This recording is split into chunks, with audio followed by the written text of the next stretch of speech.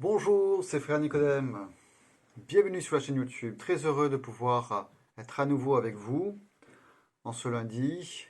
Nous poursuivons notre lecture du chapitre 6 de Saint Jean qui nous est proposé dans les lectures du jour.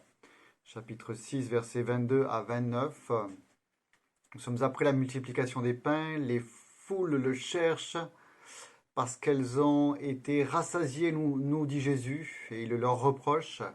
N'ont pas compris que c'était un signe qu'il désire leur donner une nourriture pour la vie éternelle. Et ces foules cherchent quand même à suivre Jésus. Donc, que devons-nous faire pour travailler aux œuvres de Dieu? Déjà, on est juste dans le comment. Qu'est-ce qu'il faut faire? Alors que Jésus avait dit travailler pour une nourriture, celle que donnera le Fils. Donc, elle impliquait de croire en lui, de le recevoir, et il le leur rappelle en inversant la proposition. Jésus leur répondit, l'œuvre de Dieu, c'est que vous croyez en celui qu'il a envoyé. C'est-à-dire qu'avant même qu'il réalise des œuvres pour Dieu, il y a une œuvre de Dieu en eux, et donc en nous, qui est de croire en celui qu'il a envoyé.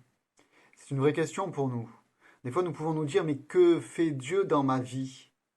Pourquoi est-ce qu'il est silencieux? Pourquoi ceci? Pourquoi telle difficulté, tel malheur? Que fait Dieu?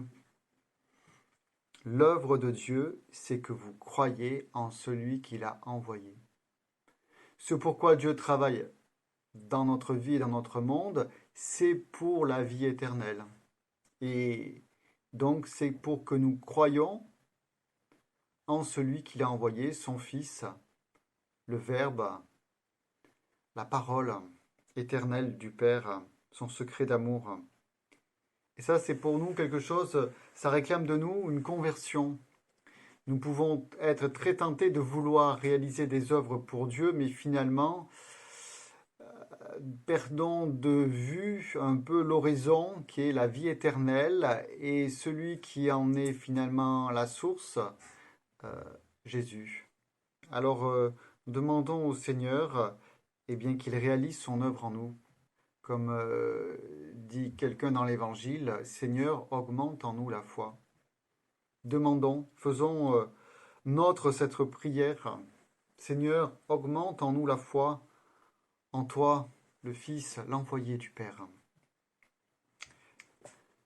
Avant de nous quitter, la petite histoire du jour.